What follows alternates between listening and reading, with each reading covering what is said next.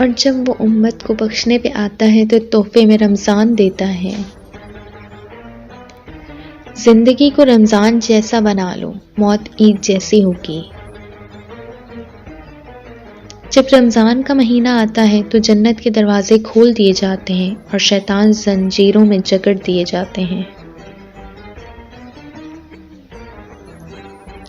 مجھے عبادت میں دو چیزیں بہت پسند ہیں، سرد موسم میں فجر کی نماز اور گرم موسم میں رمضان کے روزے۔ رمضان وہ خوبصورت مہینہ ہے جس میں قرآن پاک نازل کیا گیا، اس لیے اللہ نے اس مہینے کو گناہوں سے آزادی کا ذریعہ بنایا ہے۔ رمضان ہر کسی کو نصیب ہو بھی جائے تو روزہ ہر کسی کو نصیب نہیں ہوتا۔ رمضان ہماری روح کو مقدس بنانے اور اللہ سے جوڑنے کا طریقہ ہے۔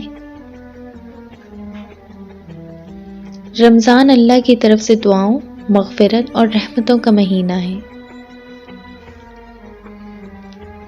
دل میں پھر سے خوشیوں کا پیغام آ رہا ہے، مبارک ہو مومنوں، پھر سے رمضان آ رہا ہے۔